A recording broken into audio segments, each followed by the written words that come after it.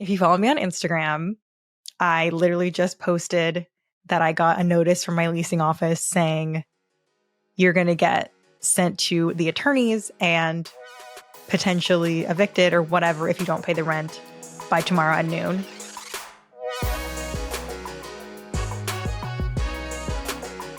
Hi, guys, and welcome back to another episode of Vulnerable. I am your host, Chelsea Vaughn. And if you're watching on YouTube, I am recording from my house. I have not done this since literally episode 10 before I got my podcast team and my official studio. So this is very weird. It's like cool weird. I feel so intimate doing this by myself again now. I haven't done this for 50 episodes. That's crazy to say out loud, but this is extra special because I've never recorded in my mom's house. This is my childhood bedroom. Look at these walls. Like, were you even a teen in the 2010s if you didn't paint your walls this color? I don't think so. And I'm literally wearing a juicy tracksuit that I got out of my closet from high school. At least it still fits. But we're going very retro, very 2000s right now. I love it. And it's also, I usually have so many episodes banked ahead of time that I never do an episode where it's like current events happening. So today is Wednesday and this episode's literally coming out on Monday. So I can actually talk about what's going on in my life right now. If you follow me on Instagram, I literally just posted that I got a notice from my leasing office saying you're going to get sent to the attorneys and potentially evicted or whatever if you don't pay the rent by tomorrow at noon. And I just got out of the shower and I was asking you guys if anybody's a lawyer, if anyone's a housing lawyer, you can help me. I am reaching out to anyone and everyone who could possibly help me with the situation. But what I didn't tell you guys is that I applied for another apartment for myself because I was thinking if I don't pay this rent and I'm going down with this girl, like she's going to ruin my credit and potentially I'll have an eviction notice on my name. Like, I might as well get another apartment before all this happens. That way I at least have somewhere to live for a year while I build my credit back up. So I got an apartment that I really love. I had told you guys I wanted to live in Financial District because I wanted to live in a high rise. It is exactly that. It is a corner unit, which is what I wanted. It has so much natural light, which is good for filming and just for mental health. And I love it. I'm obsessed with it. I was up all last night looking at Pinterest, looking at like TikTok of studios and how to set up the layout to save space and how to just like decorate. I'm not good at interior design at all. But this time I really want to like make it my own because last time obviously I was moving in with a boy. So I had to take their consideration in. This time it's like, this is my shit. This is all mine. This whole place is mine. Every decision is mine. Every color choice is mine. Every bath mat, shower curtain, bedspread, everything is going to be mine. And I'm so excited. I've kind of always wanted to live in a studio. It's very like New York to me. Maybe it's Carrie Bradshaw, probably, but it just feels like so cute and cozy to have your own studio. So I feel like that's probably weird to say because most people are like, ew, why would you want to pay that much to live in a box when you could have a bedroom? But I think there's something so cute about a studio. So I'm very excited because I've never actually had my own studio. But I got approved for that apartment and I'm planning to move in the first week of February or maybe the second week of February after I get back from Vegas for the Adele concert. So that is the current update. That is the plan. Obviously, this will be a few days behind, but that is the current plan. I'm choosing to let go and all of this is out of my control. I literally was stressing so much on Monday that I stressed myself into being genuinely ill. Like I had a migraine. I went to bed early because I was like, I didn't feel well. I started to feel nauseous, lightheaded. Like I was like, this is so bad for me. I can't keep doing this.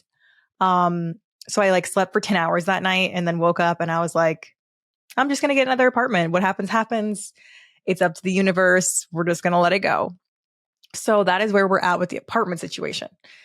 Now, I wanted to do an Ask Me Anything for this episode because like I said on episode 10, the last time I did one of these by myself, I did Ask Me Anything. I had you guys submit questions and that's what we're going to do now. A lot of these questions were about the subletting lease situation. So we're going to skip all of those because I think you guys know all the tea at this point. A lot of people asked, would I consider just staying in Atlanta and not moving back to New York?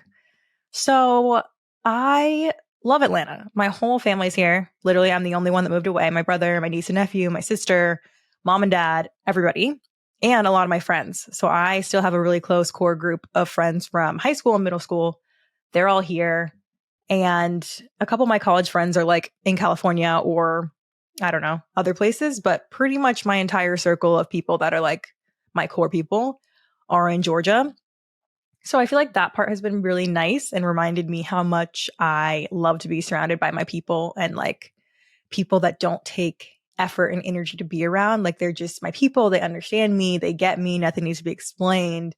We can go long stretches of time without talking to each other. Like they're my people. And I love that. However, I am an influencer. And when I'm here, I'm free during the day and no one else can hang out with me because everyone else has quote unquote normal jobs where they have a 9 to 5 and they have stuff to do. So I haven't been able to see my people as much as I would like to because they're busy. And obviously just because I'm here doing this weird sabbatical of homelessness doesn't mean they're not going on with their normal lives. So after like the novelty wore off in November, I feel like I've been like ready and itching to get back to New York. Because as much as this is home for me, like, yes, this is my literal home. I've been here. I lived in this house since I was 5. It just doesn't feel like my place. It doesn't feel like I'm home. I don't feel at ease here anymore because I'm 31 and I don't want to be sitting in my childhood bedroom, like twiddling my thumbs. I feel like I can't work here. Like I can't go to events. I'm missing stuff in New York. And I did one partnership while I was here with Factor with a food company because it fit my current lifestyle and it was authentic to me. But everything else that's authentic to me is pretty much in New York, like city lifestyle.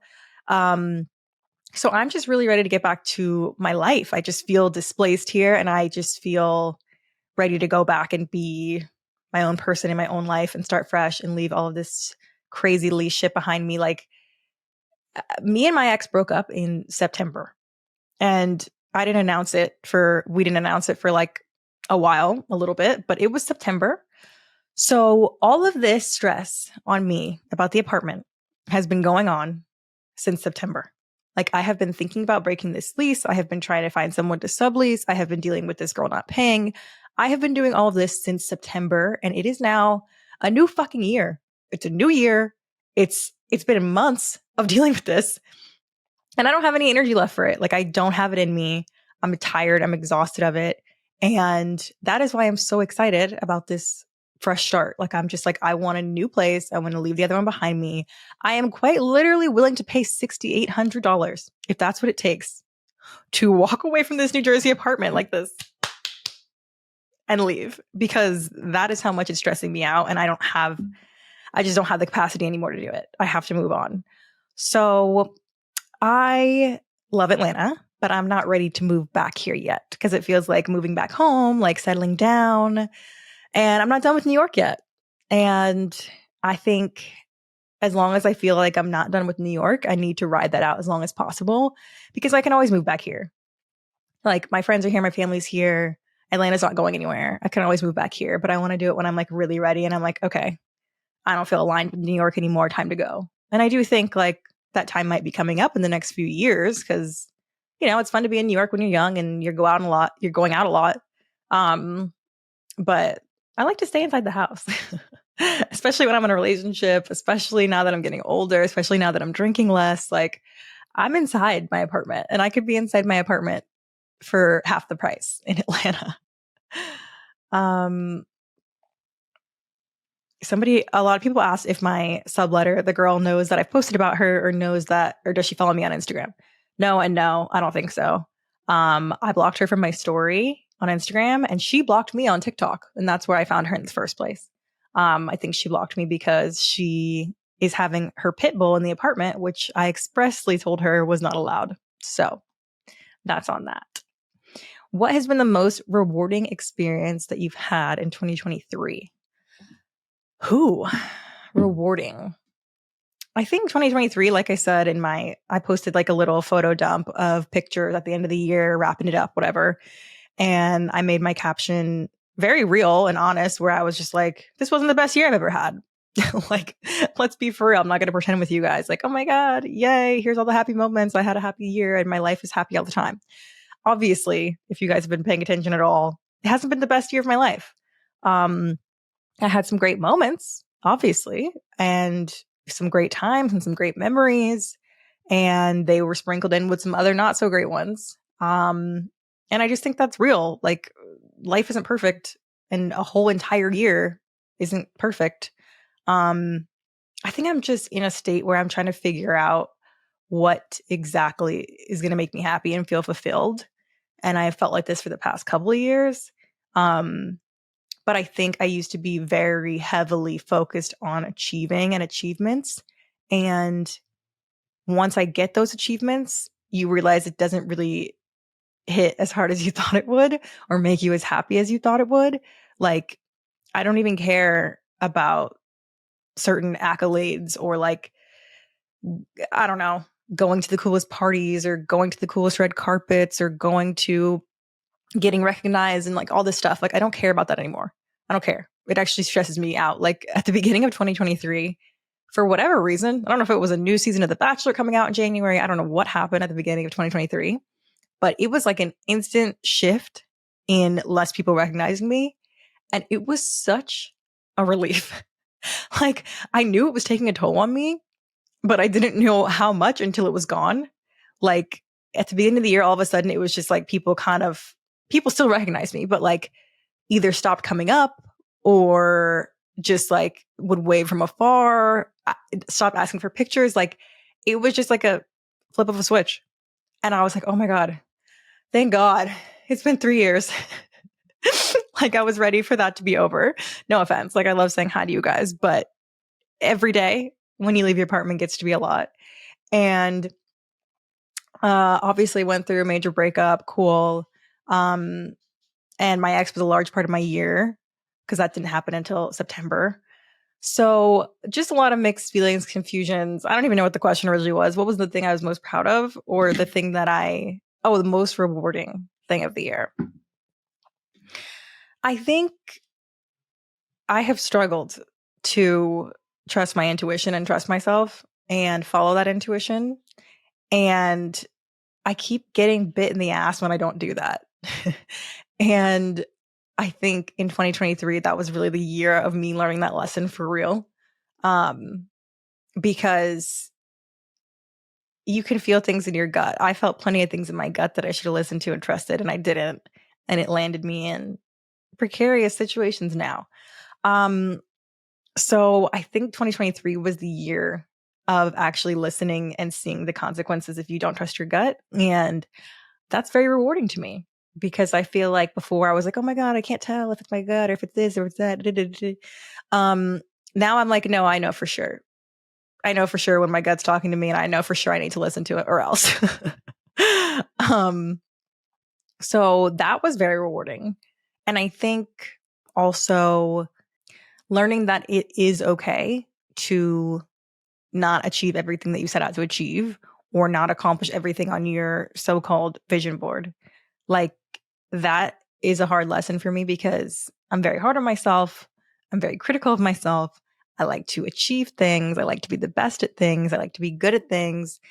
And I've been like that for as long as I can remember. I've been like that since I was in school, all my life in sports. And it's a good feeling and a relief to realize like you don't have to be great at everything or finish everything or achieve everything that you set out to. That doesn't mean you failed. Like, failure is such a interesting concept because even when you fail, quote unquote, like, you're learning things, the best, biggest things, especially when you're in the middle of so-called failures. So yeah, these were big lessons that I needed to learn, and they were not easy ones to swallow, but um that is rewarding. It is rewarding to watch myself and my personality and my growth year over year. That's the rewarding part. Somebody asked or said, I just saw your article in the New York Post. Is it still difficult dating post being on the show? This is a good question because I have just started dating again. And before, when I had first got off the show and I was on dating apps, it was incredibly difficult because, like I said before, I was getting recognized all the time. I was genuinely scared to go out on dates because I thought people would come up to me on the date and be like, hey, oh my God, can I get a picture? And then I would have to explain this to said date. And I also really struggle with when to have the conversation with them. Like, I don't want to hide who I am because I'm proud of who I am. I'm proud of my success. I'm proud of how I got here. I have nothing to hide. Like, I'm not ashamed of being on a reality TV show or 3. But people get weird about it. And I feel like it's more of a third date conversation. Like, I don't care to tell you on the first date that I went on a couple of reality shows and that's how I got followers. And so you can Google me and see all of this information about me. Like, obviously, I'm very vulnerable with you guys on this podcast. And one quick Google search, and you could learn almost everything about me, especially if you look at the podcast. Like, I don't want men that I'm dating to immediately be able to have access to all that information. And it feels like a weird, unfair advantage because I know nothing about you. Like, I'm starting from scratch here, and you could possibly know everything about me. And I understand that's part of putting my life on the internet and being an internet personality and this being my job. I get it. And I'm fine. I'm happy to do that for you guys. But that's for you guys. It's not for these potential dates. Like, it's just very weird. And I've only been on one date so far since I got back on the apps. And this guy, I was like, I had decided I wasn't going to tell him, but I don't want to be a liar. Like, I don't care to lie, but I also don't care to share this intimate information right up front. So on the first date, he was like, oh, well, honestly, he had already said a lot of stuff that were red flags. So I was like, I'm never going to see this man again. So it really doesn't matter. But he was like, oh, what do you do for work? And I told him I was an influencer and that I had a podcast. And then he kept asking more and more questions, pressing on it. And he was like, well, how did you get into that? Like, did you go viral? And I was like, yeah, something like that. Something like that. Then he kept pressing and pressing and pressing. And I was like, okay, if I tell you, no follow-up questions. And he was like, okay. And I said, I was on a TV show. And then he was like, damn it. But he really didn't ask any more follow-up questions. So that's how I skirted around at that time. But it's just like, I would have to blatantly lie and then I'd have to backtrack. Like, if I ended up liking this person later on to, okay, yeah, remember how I said that on our first date? Actually, this is the truth. Like, I don't want to do that, but I also don't want to tell them the truth. So if anyone I need to ask like other bachelor people that are now single or met their boyfriend after, if they told them or what. I don't know. It's very weird. It's a very weird thing to navigate. But to answer the question, it's much easier now that like people aren't immediately recognizing me on dating apps. They're not screenshotting it and like posting it to Reddit because I'm not nearly as relevant anymore. Nobody cares that much if I'm on Hinge. Like, it's not that big of a deal. And yeah, so I think it's definitely easier now. But stay tuned. I don't know. I've only been on one date. Oh my gosh, this one is a little deep. I don't know if I even have the energy to answer it right now, but I want to because it's very nice that you asked. Someone said, how can I be a better ally to people of color as a white girl who didn't grow up in diversity? Step 1 is don't ask people of color this question. Sorry. I'm so sorry, babe. But like, it is not our responsibility to educate you. You're going to have to do that on your own. So this internet is a very accessible resource to us all. And so are books. Look up some things, literally type what you type to me into the search bar on Google, buy some books, watch some YouTube videos, watch some TikToks, figure it out. Like, there is a plethora of information at our fingertips and you can find it. I believe in you. And the fact that you're even asking this question is great. I'm glad that you want to be a better ally. You grew up without diversity. Look, I get it. We're all a product of where we grew up. But at some point, You're an adult and it's your responsibility to educate yourself and get better and learn and grow. That's what we do as adults. So you can only blame it on where you grew up for so long. Like, I get it, but you're out of there now. You're all grown up. So figure it out. Figure it out. You got it. You got this. Are you still growing your hair out for another style? Ugh, guys, yes. I know this is like beating a dead horse at this point. I have talked about this until I was blue in the face. Yes, you can't really tell right now. Let me take these headphones off for a second. Okay, now I just mashed it down, but it is getting a little longer. It's growing slowly, incredibly slowly, but surely. I'm not giving up. I still want my braids. I want my braids. I want them. I'm not giving up. I just need to I have a lot of shedding and it breaks off a lot. So I think I need professional help. My hair was at its healthiest before I cut it, when I used to go to the hair salon every 2 weeks and have somebody else do it. Make sure it was hydrated. It was consistent. My hair loves consistency. Skin loves consistency. So if I can keep doing that or start doing that again, then I think I could get in good shape. And then it's kind of long. If I pulled it out, it's curly, obviously. If I pulled it out, I think it would be almost long enough to braid. We're almost there. But yes, we're not quitting. We've made it this far. Another hair question. Somebody said, I want to do the big chop. Do you have any regrets? Absolutely not. I have not a single regret about cutting my hair off. I can't believe that was oh my God, it's 2024. That was 4 years ago already. I cut it off in June 2020. And this sounds dramatic, but cutting my hair literally changed my life. They say when a Black woman cuts her hair, her whole life's going to change.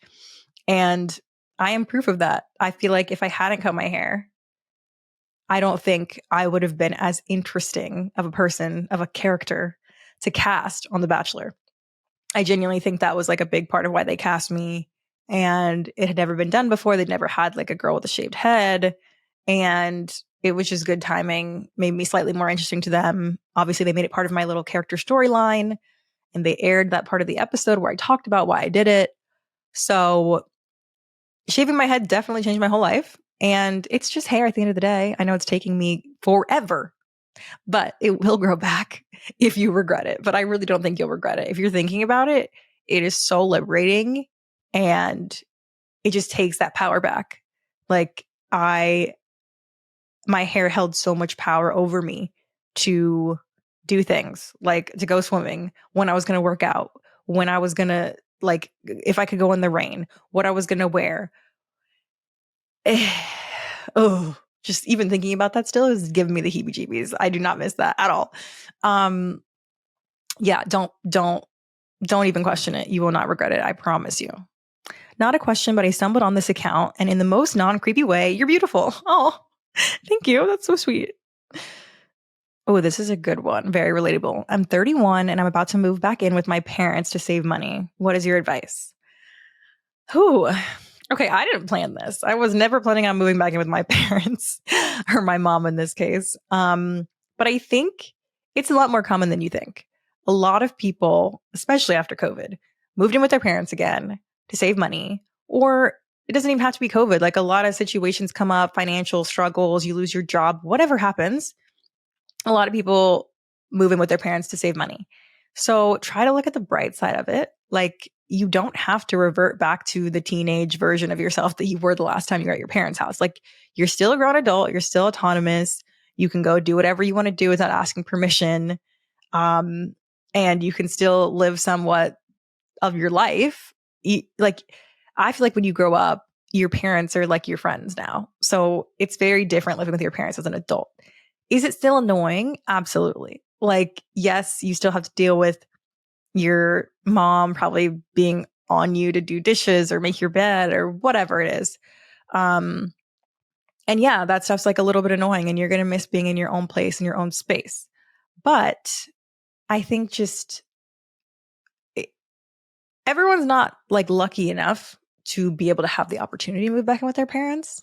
So maybe look at it from a grateful standpoint. Anytime you start to get annoyed, that's what I've been doing when I'm here. Obviously, I've been going through it with this subletter situation. And I've just been you know what? Some people don't have parents. Some people don't have a house that they can just fall back on when they, are in a pinch or a situation. So in my 5-minute journal in the morning, I wake up and I write that I'm grateful to have this opportunity. I'm grateful that my mom has a house. I'm grateful that she let me stay here. I'm grateful that I'm saving rent while I'm here. Like, I'm saving $3,000 a month by being here, just by being here. And also, like, I'm 31, you're 31. Not to be morbid, but like, our parents aren't going to be around forever. And the time that you have with them, I don't know when's the last time you lived there or when you moved out the first time, but spending time with your parents as an adult is very rare now, and it's precious time. So just try to be present in the moment and enjoy the time that you have, like, with them, and be present. That's my advice. And focus on a goal. Like, I don't know what your situation is, why you had to move back in. But you said you're saving. So be diligent about your goal. Focus on your goal. Don't frivolously spend on stupid shit just because you're at your parents'. Like, be really, really focused on that so that you can get out in the timeline that you set for yourself. Somebody said, "Are you still friends with Kat? I miss seeing you two together." Who is Kat? I literally have no idea who that is or who they're talking about. So sorry. Okay, this is going to be the last one. I feel like the guys I date are ruining my experiences with New York City. What's your advice? What does that mean? The guys that you date are ruining your experiences with New York City. What I'm thinking from that question is, you're going out with a guy. Like, the only time I can think of guys that I've dated ruining my experience is when I've dated people and it hasn't worked out. And then there are places in New York City or neighborhoods that I no longer want to go to. Like, there are certain guys that I've dated that I obviously left a bad taste in my mouth. And when I was dating my newer ex-boyfriend, I didn't like, I loved those places and I wanted to take him to those places because they're places that I liked. But in my mind, I could only think of the times that I had with the other ex-boyfriend. So like, that part kind of sucks. But good news is you're in New York. There's quite literally a million restaurants and bars and neighborhoods that you can go to.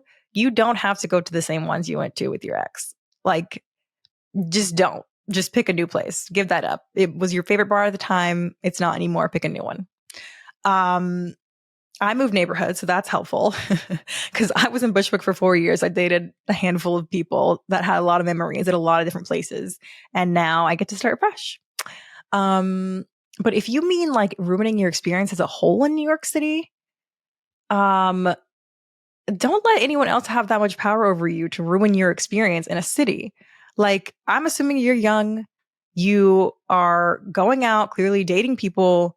Don't let anyone ruin your experience. Like, spend more time with your friends and have amazing experiences with them in the city, or go out on solo dates. Like, New York is the best place to go out solo. I used to do that all the time. And I probably still will now that I'm single again and I'm living in Manhattan. But yeah, I just don't see, I don't see how you can let that happen. Do not let anyone else ruin your experience with anything. Nobody can ruin your experience with anything unless you allow them to. Nobody has that power over you to ruin something unless you give them permission. So don't give anybody permission to ruin anything for you. Like, let's stop that narrative now. And maybe you're dating the wrong guys. I don't know, but we got to course correct, babe, because you can't let people ruin your experience in New York. This is once in a lifetime. Everybody wants to live in New York. It's the best city in the world. Do not let anyone ruin that for you. Okay, I think I'm going to wrap it up here, guys. This was so fun. I kind of love this. I need to do this more often. It's kind of nice to like not have to leave my house, have this cozy little environment. I also feel like maybe this is the Leo rising and the Leo moon in me. But even when there's like one person in the room, like, there's always someone in the room with me in the studio, like whether it's a sound person or a coordinator or production, whatever. I feel like I have to perform a little bit just because I am a performer at heart. And I feel like I'm like putting on for someone else. Not completely. Like, I am very vulnerable on that couch, but it's just like whenever there is an audience, I act slightly differently. Like, there's an audience. But anyways, thank you for listening. Let me know what you think about this kind of episode. And And as always, you can find me at Chelsea Vaughn on Instagram, Chelsea Vaughn _ on TikTok. And then we are at Vulnerable Pod on TikTok, at Vulnerable Pod on YouTube, at Vulnerable Pod on Instagram. And we have some great things coming your way, some fun little surprises I think you guys are going to like this year coming soon whenever I get back to New York. So I'm really excited for that. And I'm really excited to share that with you guys. But love you. I'll see you guys next episode.